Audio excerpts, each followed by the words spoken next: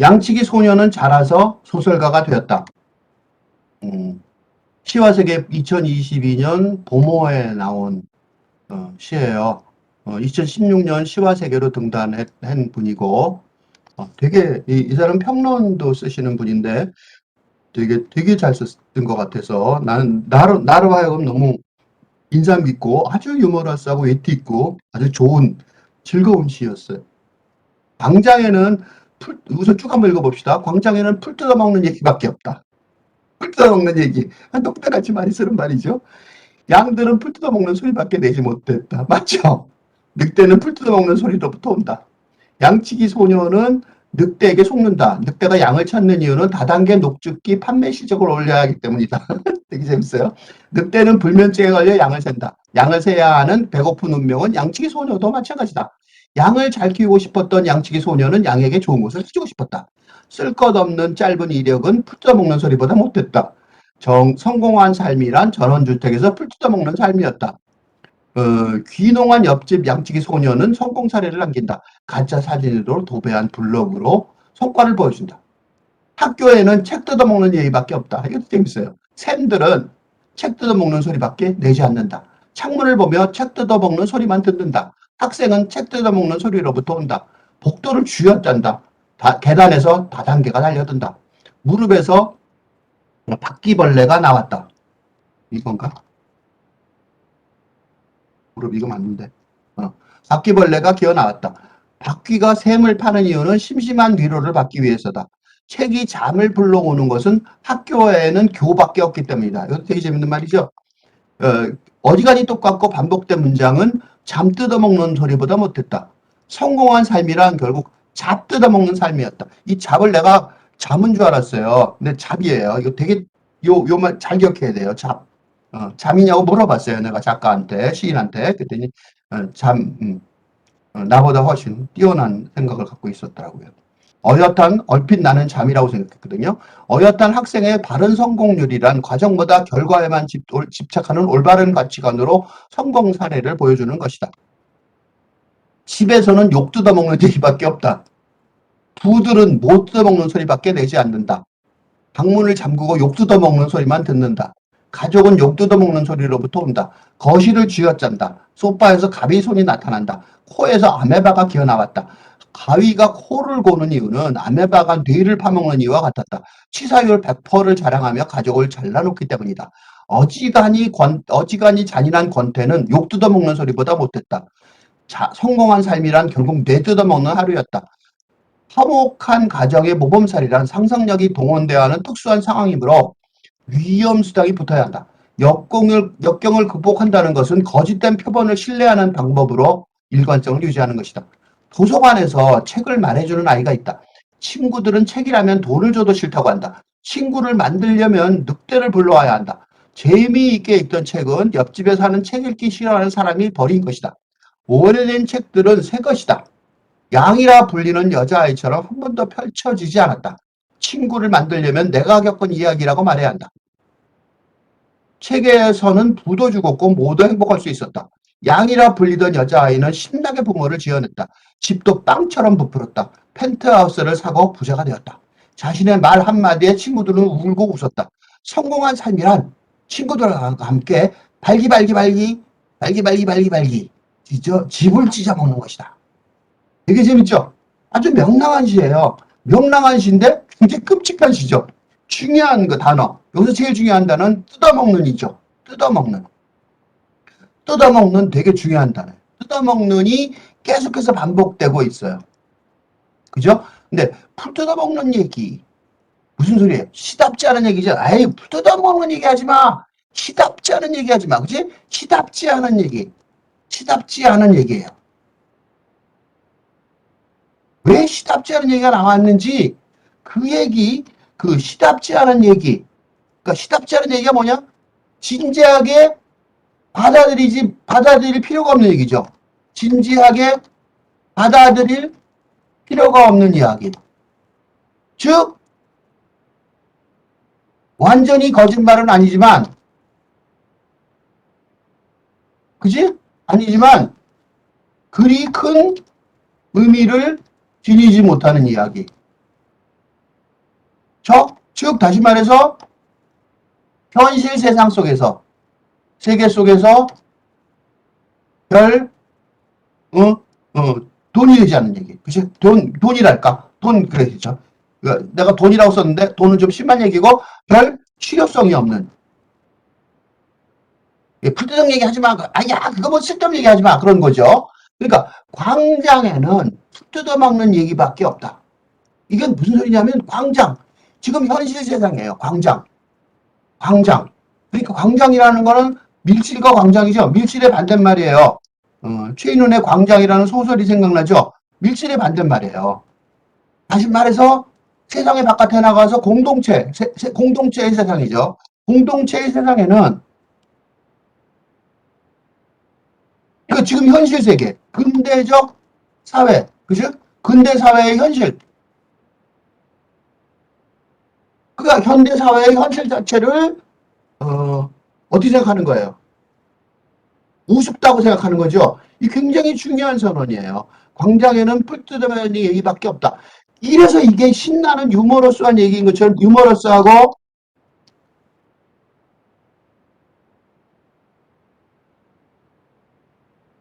신나게 들리는 이유. 들리는 이유는 어? 기존의 근대사회 정면으로 비판하고 거부하며 새로운 사회에 적응하는 방법을 찾아보고 있기 때문이다. 즉 기존의 사회 체계에 무기력하게 절망하지 않고 새로운 세계를 발랄하게 희망차게 모색하려는 노력을 하고 있기 때문이다. 그러니까 절망적인 얘기, 뜯어먹는 게 얼마나 잔인한 얘기예요. 근데 이 뜯어먹는이라는 단어가 굉장히 즐겁게 들리는 이유가 뜯어먹는 단어가 굉장히 즐겁게 들리는 이유가 이게 그러니까 지금 있는 세상을 그거 뭐 괜찮아. 광장에는 아무것도 없거든. 뭐 다른 사람 말들은 뭐해? 그 왜 그러냐? 이 광장에는 풀 뜯어먹는 얘기밖에 없다고 말했지만 양들 자체 보세요. 양들은 풀 뜯어먹는 소리밖에 못 내잖아요. 그 현실에서 양들은 이거 현실 얘기잖아. 풀 뜯어먹는 소리밖에 못 내요. 늑대는 어떻게 해요? 그 풀 뜯어먹는 소리를 듣고 오는 거죠. 그치? 그러니까 풀 뜯어먹는 소리밖에 없어. 말하지만 양들이 누구예요? 대중이죠. 우리가 보통 사는 사람들이에요. 풀 뜯어먹는 얘기밖에 더 할 수가 있냐 이거죠. 그죠? 우리가 시답지 않은 얘기밖에 할 수 있는 게 능력이 없지 않냐 그런 얘기예요. 그리고 이 얘기는 맨 끝에 그 시의 맨 마지막 부분, 이 시의 맨 마지막 부분에서 여기가 현실이에요. 여기가 이 시를 쓰게 된 이유예요. 도서관에서 책을 말해주는 아이가 있었어요. 그게 누구예요? 이 시인이죠. 이 최규리 시인이에요. 최규리 시인은 시인답게 도서관에서 책을 말해줘야 돼요. 그런데 친구들은 책이라면 돈 줘도 싫다고 해요. 왜 그래요? 책이라면 돈 줘도 싫다고 말하는 이유는 이건 현실이죠. 왜 이렇게 말하냐면 이거 왜 이렇게 말해요? 이거는 기존에 우리나라 한국인들은 1년에 책 한 권 다닌다 그래요. 한국인이 평균 1년에 한 권의 책도 읽지 않는다. 이건 사실이죠. 현실. 현실의 반영이에요. 근데 왜 그러냐면 이거는 이 기존의 독서 체험이 의미 없는 양들의 입장에서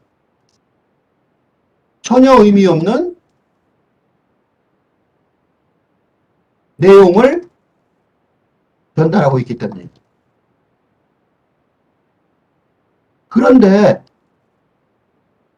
이 최규리 시인은 책이 문제가 아니라는 사실을 알아요.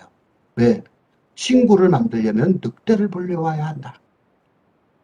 걸 알아요. 이게 굉장히 중요한 처방전이에요. 늑대는 뭐냐? 왜냐면 재미있게 읽던 책은, 내가 지금 재미있게 읽던 책이 있었는데 그 책은 옆집에 사는 책 읽기 싫어하는 사람이 버린 거예요. 오래된 책들은 그래서 어떻게 돼요? 새 거예요. 근데 지금 자기, 양이라고 불리던 자기, 이게 자기예요.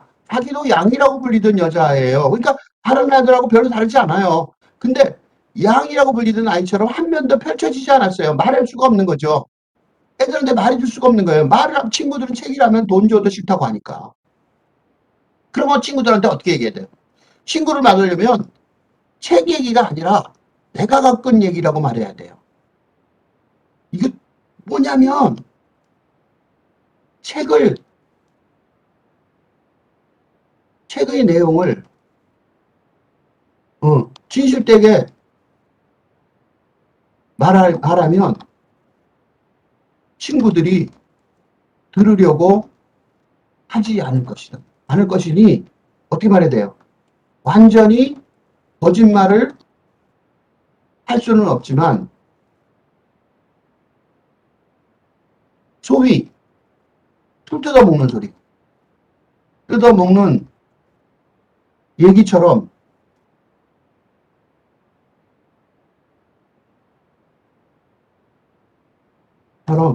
시답지 않은 내용으로 대조할 수밖에 없었고, 그것은 내가 겪은 이야기. 즉,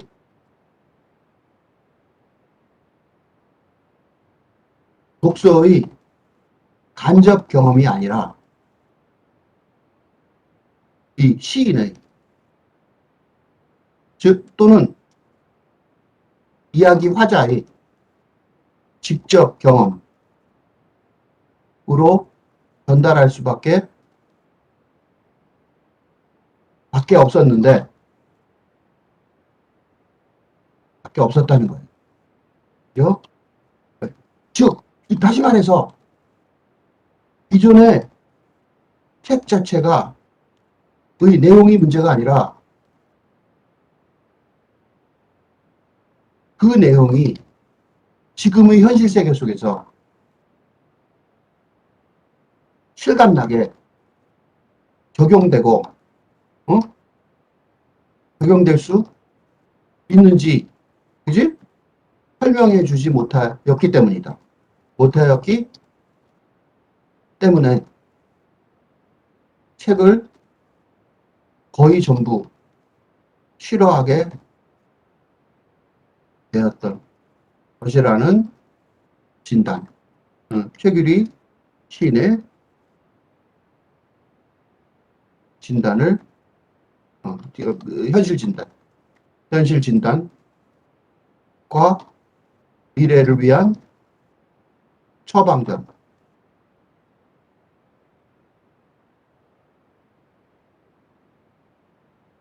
처방전을 알 수 있다.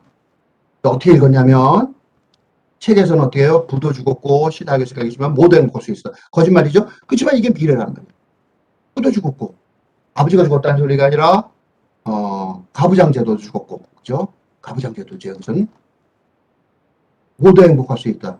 네, 페미니즘의 꿈이죠. 페미니즘의 완성인 거예요. 여성의 권리의 완성, 그지? 또 행복할 수 있었다는 거죠. 그죠?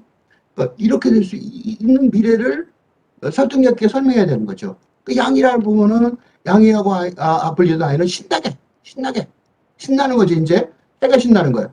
부모를 지어낸 거죠. 집도 빵처럼 부풀고 펜트하우스를 사고 부자가 되고. 그러니까 어떻게 돼? 자신의 말 한마디에 친구들은 울고 웃었다고요. 이게 가짜처럼 보이는 사람들은 생각해야 돼. 왜? 이게 한국 K 콘텐츠, 한국의 K 콘텐츠, K 문화의 세계적 성공의 비결. 이게 그러니까 꿈 같은 소리 하지 마가 아니에요. 그 내용을 한마디로 정리하자면 성공한 삶이란 친구들과 함께 발기발기 집을 찢어먹는 것이다.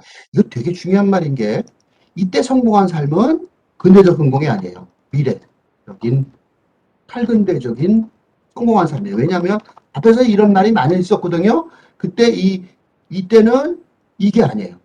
집을 발기발기 찢어먹는 게 아니라 다른 성공한 삶이에요. 예를 들면 앞에 가서 보시면 알겠지만 먼저 읽으면 쉬워서 내가 일부러 먼저 읽었어요. 양들은 풀 뜯어먹는 소리밖에 못하죠. 늑대는 풀 뜯어먹는 소리에서부터 오죠. 그 양들을 공격해야 되니까. 근데 양치기 소녀는 늑대에게 당연히 속죠. 여기까지는 현실이에요. 실화죠. 우화죠. 우화의 내용이에요. 근데 우화의 내용을 이렇게 썼지만 이렇게 얘기하면 양치만 불쌍하죠? 근데 양치만 불쌍한 거 아니에요. 제도 자체가 불쌍하거든요. 이거는 우화. 이제 이솝 우화의 내용이죠. 응? 양만 불쌍하다. 이렇게 된 거죠. 거짓말이라는 거예요. 왜? 늑대가 양을 찾는 이유가 뭘까요? 하단계 녹즙기 판매 실력을 올려야 되거든요.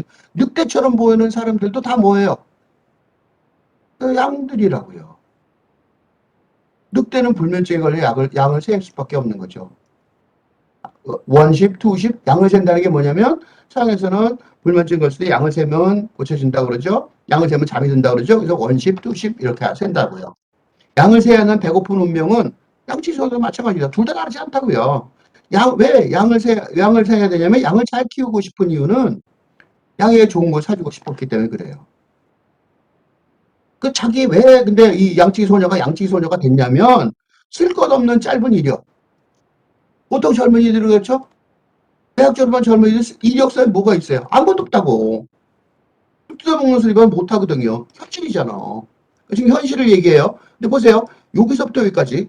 이게 현실 얘기하는데 이 현실은 근대적 현실이에요. 쓸 것 없는 이력은 풀 뜯어먹는 소리 못한 양들의 성공이고 그러면 늑대는 어떠냐? 성공한 삶이 늑대겠죠? 전원주택에서 풀 뜯어먹는 삶이라고요.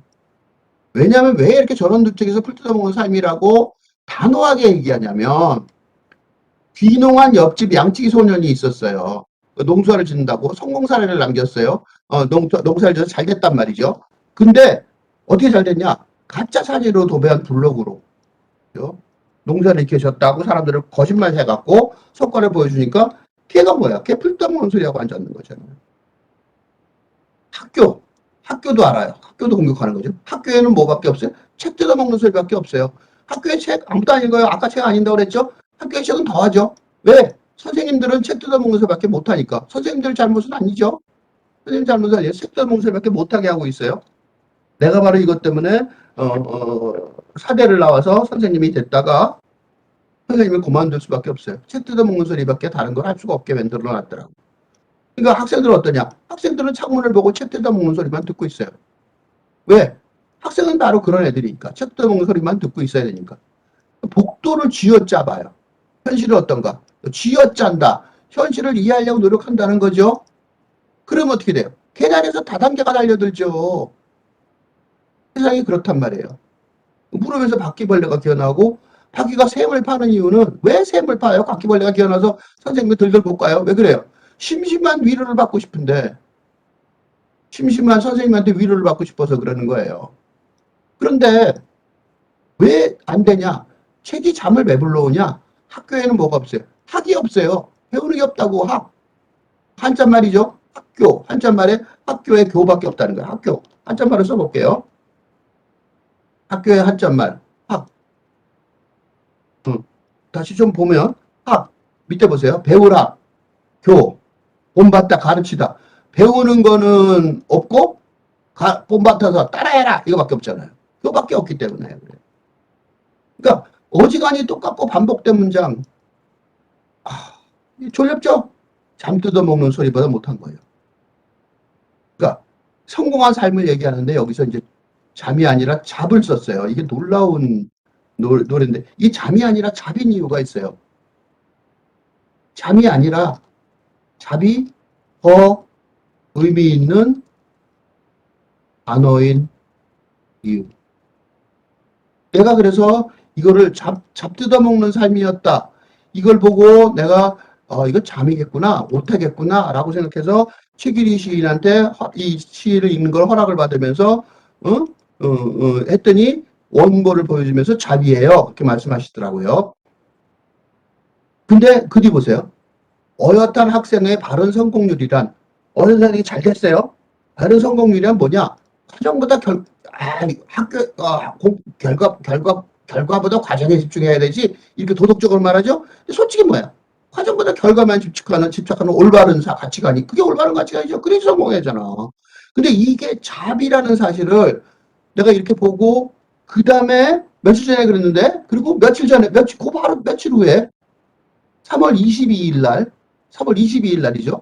3월 22일 날, 그러니까 그렇게 이메일을 보내고 왔다 갔다 한 다음에 내가 이런 자료를 읽었어요. 푸어 슬립이라는 이연 매거진에서 내가 만날 이용원 이연 매거진에서 나온 글을 봤는데, 이 빈약한 잠, 부족한 잠이죠. 빈약한 잠이라는 글을 보면서 깜짝 놀랐어요. 왜냐하면 그 사람들이 빈약한 잠들이 있죠. 예를 들면 대리운전 하시는 분들은 밤에 잠을 못 자겠죠. 그래서 빈약한 잠이 있어요. 그런데 그 정도가 아니라 이 언콜, 그러니까 대리운전하기 위해서 전화를 기다리거나 또는 아웃 오브 싱크, 본능에, 야간 근무하는 사람들 많잖아요. 언더슬립, 잠이 부족한 사람들, 의사들도 그렇다면서요. 미국에서도 의사들이 교통사고를 많이 낸대요. 잠 모자라갖고. 이런 것들이, 그런데 not just personal, but pervasive political injustice. 이 내용이에요. 이 주요 내용이. 개인적인 게 문제가 아니라 만연한 정치적인 불이다 이거예요. 부정이다 이거예요. 이게 중요한 말이에요. 만연한 보편화된 퍼베이시브, 보편화된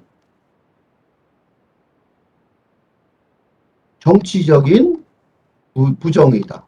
정의가 아니다. 불이다 이거죠. 불이. 부정이라고 일부러 썼는데 정의롭지 못한 거, 정의를 이루지 못했다는 거예요. 이게 아니라는 뜻이에요. 여기서 불이다 이거예요. 이게 좀 개인적인 문제가 아니라는 거예요. 이런 얘기를 3월 20일 이분들이 쓴 책을 설명하는 건데, 이 책들, 그죠? 책을 설명하는데 그 책의 내용에 요약하는 것이 이 3월 22일자인데 벌써 그 얘기를 여기다 쓴 거예요. 그러니까 깜짝 놀란 거죠. 그러니까 성공한 삶이란 잠을 뜯어먹어서 잡을 뜯어먹게 되는 거죠. 그러니까 잡, 그죠? 잡하고 잠, 아까 얘기한 잠, sleep, 이 두 개가 같은 단어라는 거예요. 이거를 논문이 나온 게 며칠 전인데 벌써 알고서 말해준 거잖아요. 나보다 훨씬 깊은 생각에서 나오는 것 같은, 내가 그렇게 얼핏 들어봤는데 그보다 훨씬 더 깊은, 그래서 내가 역시 시를 쓴 분이 나보다 훨씬 깊이 있는 생각을 하고 있구나, 이걸 다시 한번 느꼈어요. 집에서는 욕 뜯어먹는 소리밖에 없죠. 집에서는 왜 욕 뜯어먹냐는 소리냐면, 이것도 집 그랬지만 이것도 잡하고 연결되죠. 아주 재밌어요. 근데 이때 집은 근대죠. 근대 핵가족이죠. 근대 핵가족의 몰락을 말하는 거예요. 그래서 서로 욕 뜯어먹는 소리밖에 없다. 왜냐하면 대화를 할 수가 없는 거죠, 서로. 그래서 아버지들은 못 뜯어먹는 소리밖에 되지 않는다. 보통 아버지들이 시끄럽죠. 아버지들이 가부장제도가, 아버지들도 탓을 할 수가 없어요. 왜냐하면 가부장제도가 무너져서 자기는 무시하니까 어떻게 해요. 그러니까 어머니들도 마찬가지로 자기 권리는 어디 갔냐고. 해결책이 없어요. 그러니까 방문을 당기고 욕 뜯어먹는 소리밖에 들을 수가 없는 거죠.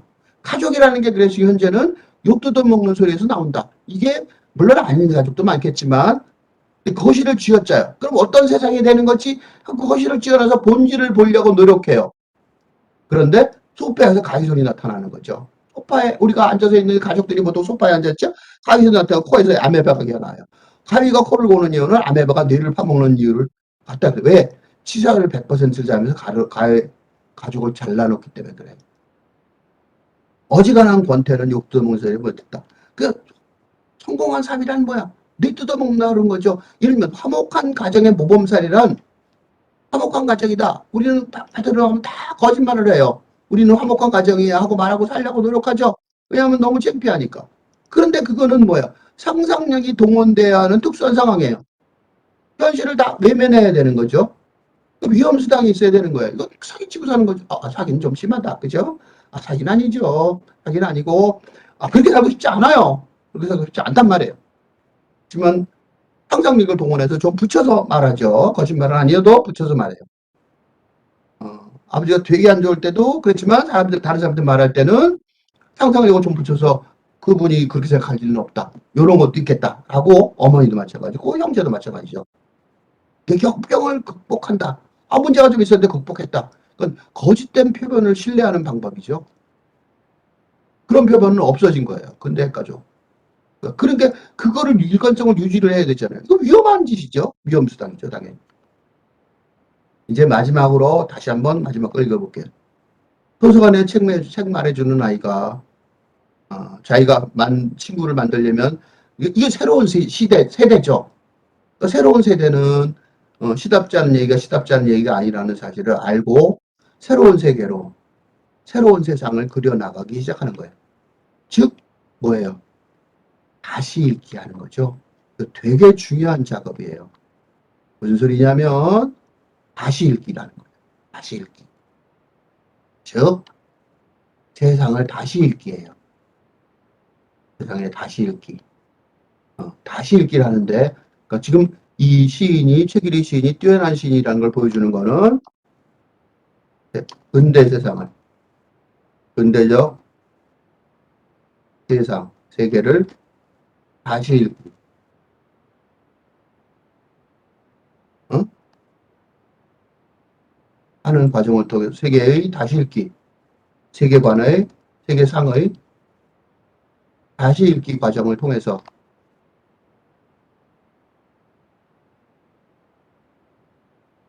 알건대적 세계상을 구축할 수 있다. 그것도 그러니까 즉 새로운 성공한 삶의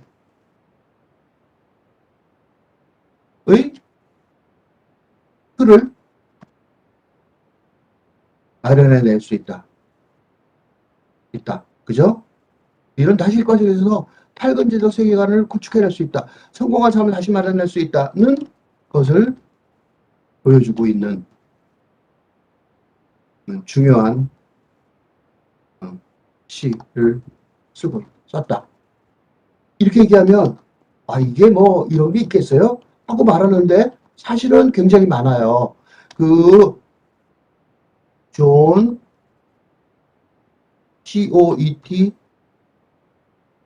Z 이걸 쿠시라고 내가 읽었는데 이걸 코에츠라고 보이죠? 근데 이거를 남아프리카 공화국 이 사람을 이게 남아프리카 공화국의 노벨상 수상자죠. 이 쿠시의 소설 중에 뭐가 있냐면 프라이데이라는 소설이 있어요. 프라이데이. 영어로 해볼게요. 금요일인데 프라이데이. 라는 소설이 있는데 이 사람 노벨상 수상자인데 나는 코에츠라고 옛날에 야만인들을 기다리며를 번역했었는데 쿠시라고 이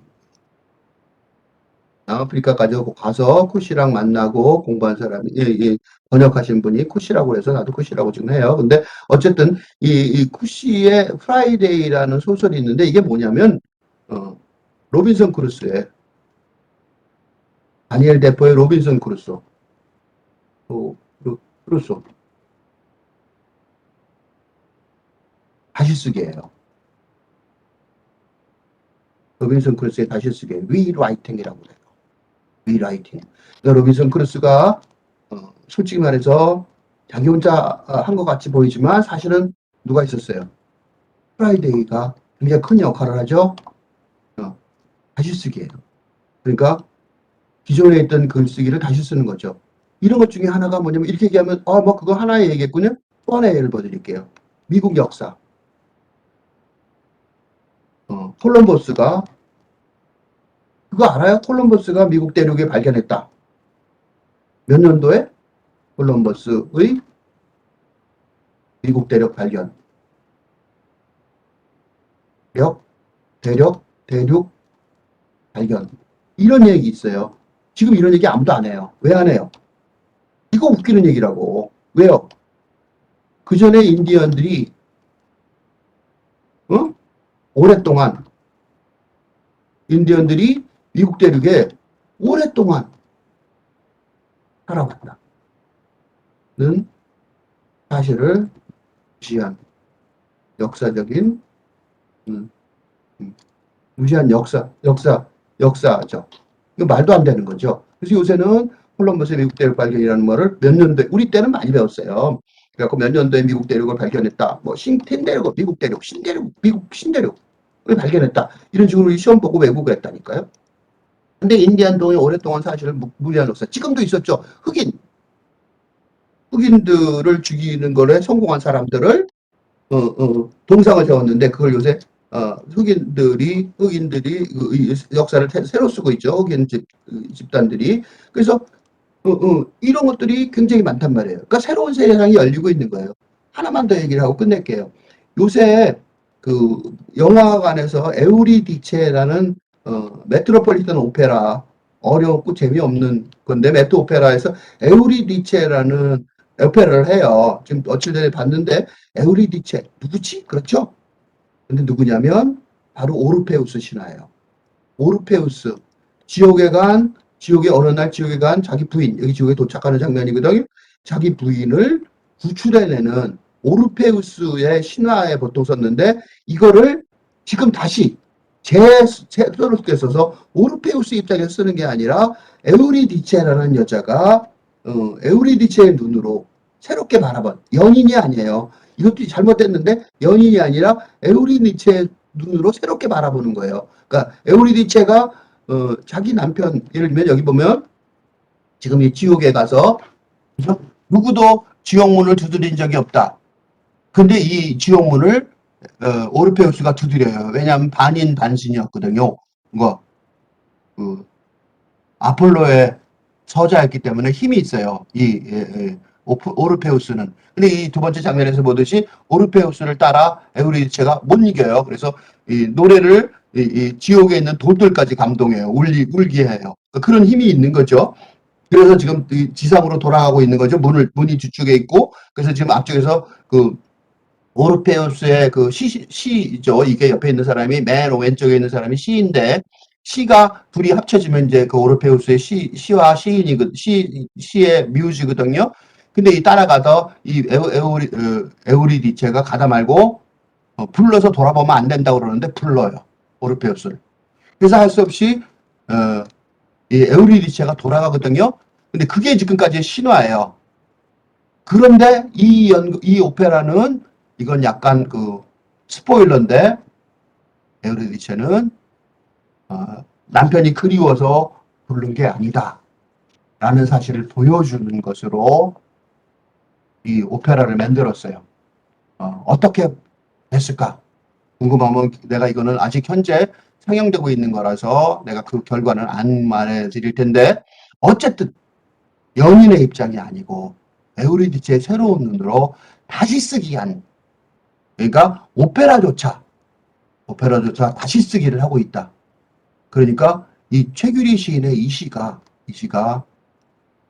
양치기 소녀가 자라서 소설가가 되었다. 시인이 된 거죠. 사실은 이 최규리 시인의 이 다시 쓰기가 지금 시대를 앞서가는 한국 문학을 세계적으로 앞서가게 하는, 세계와 발맞춰서 같이 가게 하는 힘을 지닌 시다라는 점을 제가 입증하려고 이렇게 저렇게 얘기를 했습니다.